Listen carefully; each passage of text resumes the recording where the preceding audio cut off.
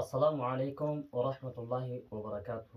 ورين قرتيك اللي نسران حندي خيسان نور جفايرتان حندي خيسانو سلامتان إني قرتيك اللي نسران اسم برحا جيسو إن شاء الله.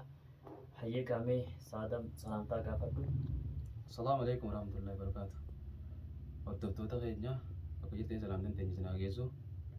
Hinoogaa sheeka bira dhufeetiin ga'aniin kun akkumatti hin dhufne namaatu itti na erge amma sheekuma kanaahu zihaarasi ammallee namaatu yaa'u sheeka saahiba kan keessa nadaraa yaa'u itti nu dhaqiyyee akkasitti ammaan tana achii ka'ee bakka hin jiru ka'ee miilan barbaadee itti dhufuu ta'e akkasii. Isa kana gaa duraan nama wallaan jira namuutu beekaa wallaan kanarratti inni arganii namu wallaan irratti argeetuma aboo itti nu dhaqi saahiba keeti gaa wajjin jirtanii yaanii ittiin erganii saniif hin gaa'in hoo sheekas bira dhufe gaa gammatti siifillee hin himne amman si hime jechuudha. Inshaallah homaa rakkoo hin qabu. Akun inshaallah homaa rakkoo hin qabu bartee waan baraddarraan illee ni gargaara. Egaa beektaa kanama nuti sababa taana malee kanuma wallaanu. إن الله غفور رحيم اسمه بيتا. أيوة. إيه أتيس المناماتي سبومو تاتا في ربينغا سبب دادا جيبيته. سنو عمله نتيو والله وان كاتين مفيدون تكلم من ما هنجرو هني سندن داو يوغرتي نمان فايسه وته خجبتا خجم دوغمان خجبس تنافو مال تاري دغافي غرتي ربين سيغرغاري سبب مو غرتي سيغودين سنما ولانتا إن شاء الله أتي همارا كون كبو مربى سينجيتين جرا أما مو أرلافي بروتين تاو يجورا ويا شامبو نمان نتوريرا والله أنا مليانا أيه والله أنا الراس مليانا أغرتي أوغا ماني أغرتا متي أما وصلت بلو جرا إيه هدورا تنافو ويا شامبو دا يعني في الداي جورا إن شاء الله أنا ترى obsaan agartee obsaan akkana eeggatu sitti himtee guyyaa shambooda akkasitti jechuun homaa rakkoon qabu hayyee. Anu bar jechuun beektee kanumatti wanni hin jenne namni kun gaa hogguu gartee dura gaa akkumatti nama fiduun dura gartee dura ifii dhaqeetiin akkasitti sheeka kana lafa jiraatu fi kanaa isheen hin taa'u hubadhaaf jeetiin isaan dhiise. Akkasitti miilansi barbaadeesitti dhufe atillee galatoomii akkana naan jechuu kan baay'ee ulfaadhu galata guddaa qabdaa ammallee anilleen nama erga kana qabadhu wal beeyni osoo hin taane bakkuma dalagaa sanitti wal barre akkasitti dhukkubsattee ijoolleen aboo mucaa tokko akkasitti shaawoo ishee kanatti fidiyee khalaas anumaatu amma dhiisi takka bira dheeyna inni naan jennaan dhiisi dura laaleetin arra guyyaa biraa si fidee akkasitti walii wanni hennaa jeeni. Ifirraa amma biraa deeme sargachuu keetuuf baay'een gammadee qabadhu bilbilaan tanaaf osoo hin taane tana duran sirra bilbiluuf jira. Khalaas inni irra kan ennaa hinumaa irra walirra dhuftee hojjeetuun ka'ee dhufe jechuudha. Homaa rakkoon qabu inshaallah. Inshaallah jechi waan bareeda. Illee inni itti fufi jajjabaadhu waasilaa beeytee waan kana ati bar akka gartee namaa godhaa jirtu kanaan ati galata rabbitti saabatu jirta malee nama wayirra gartee namarra illee waa eeggatu miti. Akkiitun dalagaatti yaadu namarra waa eeggatuuni. Kan namoota beeka.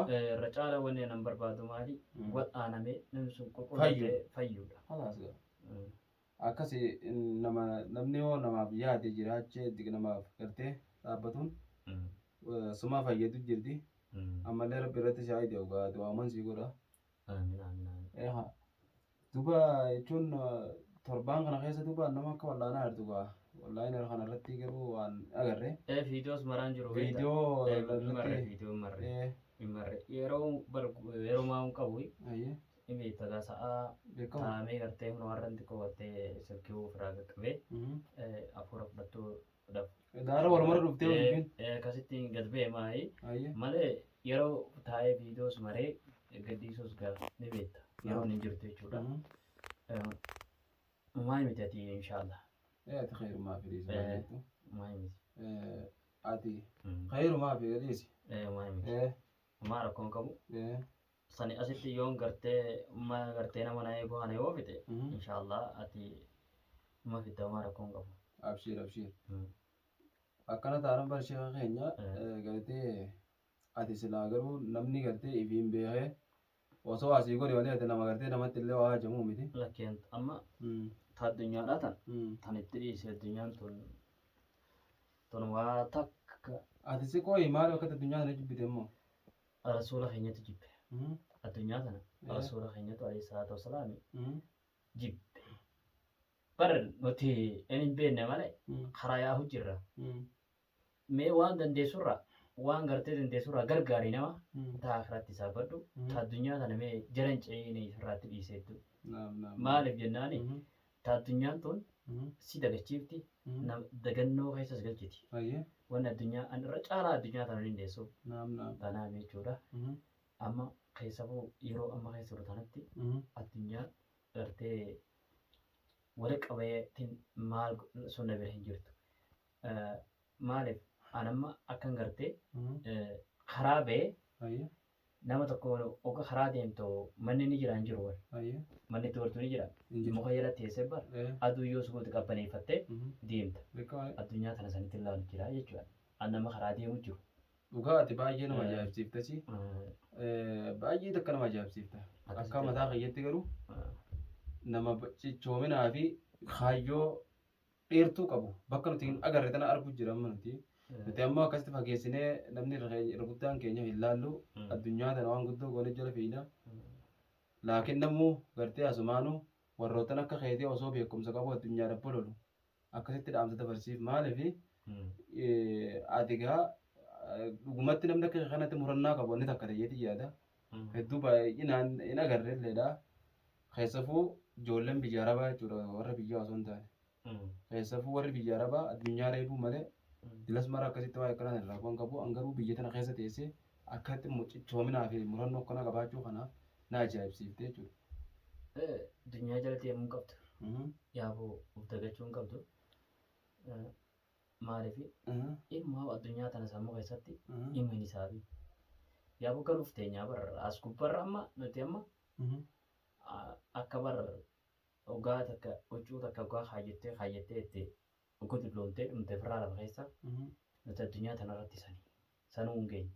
Dhuga banta akka sanii barra dubbiin ajaa'ibaati. Akkasitti amma dura gaafa gartee Sheeyaminii firoodhaa biyya kaanaati immoo biyyoota Ameerikaa tana deeme waa shari'allee hin jenne jee irraa haasee bar sheeka gartee deebi'ee oovartaayimii dalagu osoo gartee yeroo qabu san keessatti ilmii yookaan osoo waan barsiifne addunyaa reebuudhaaf oovartaayimii jechuun yeroo gartee ta isaan ta'in irratti maallaqa dabalatuudhaaf jecha gartee jala fiigu haraam godhee jeen jee bar Sheeyaminii firoodhaa dhageesse dhuga baana. Bakka sanitti an jechi sun naaf ta'e warroottan beekumsa qabuutu addunyaa jala fiiguu jira. Inni waan akkasii san gartee keessafuu biyya arabaatii fi biyyoota alaa keessatti waan akkasiitu baay'ata. Gartee sheekotiin warroottan waa beeku warroottan namallee wallaanuu maallaqaan malee jalaan dubbatanii ati garuu ammoo akkanumatti gartee namaaf dhaabbattee akkanumatti gartee beekumsa namaaf qoodatuun kan kee kun baay'ee nama ajaa'ibsiisasi baay'ee nama dinqisiisasi. Egaa bar efa gartee waa beektu maallaqa addunyaa tana waan dheessituuf tanaa fi addunyaan tun ammas akkuma gartee argattee akkuma wal qabduuni qalbiitii tana shayxaanni gartee irra fincaanaa deema fuudhaa deema. Amma Sheeyamiin maaliif akkas jedhe may jechuun maaliif jedhame isaanillee rabbiin umraan waa dheeressu ulumaanii teenya hundaa'u gartee bakka isaan jiranitti hundaa'u rabbiin umraan waa dheeressu maaliif akkasitti labsa. Ilmaan gartee achi keessa jiruutu gowwoomaa bakka gartee sa'aatii dalagattee dalagaan waa miti dalagattee galtee sa'aatii tirfii qabdu san yoo wali qabdee sa'aatii takkitti iriftii qabdu san gartee yoo sa'a takka taate waa barsiifte ati warra ijoollee achi keessa jirtu sanirraa baraarsitee jecha yoo irraa beekamu isinirra taraamee wanni jeefi waan bareeddu saniif jechi sun saniif jedhame sirriidha. Dhugaadhaan akka mataa jettee oolamaayii teenya tana baay'ee takkan jaaladha. Gartee isaanillee oolamaayii teenya tana rabbi ubii nuuf haa dheeressu isaanillee kabajaan malaa fi Sheeyamiin fa'aallee warroottan gartee gurguddaa asirra beenu kana baay'ee takka kabajaa isaanii malaa oolamaayii teenya akkootti rabbi ubii nuuf haa dheeressu warra waa gartee baratee namaaf dhaabbataa jirtu warra baratee daawwaa godhaa jiru kanaatti himee akkasumatti gartee warroottan sabaaf dhaabbataa jiru hundaa'u rabbiin gartee nuuf haa jajjabeessu jennee egaa du'aa'ee goonaaf asumaanuu. Rabbiin abu haa facaasu warra humna gartee ulamaa'ii warra waa barsiisuu warra gartee daawwaa godhuu warra hundaa'u rabbiin gartee haa milkeessu inshaallah. Akkasii inshaallah kanumatti itti fufi ishee keenya jajjabaadhu galatoomii taankii. Galanni keessan hin badiinaa.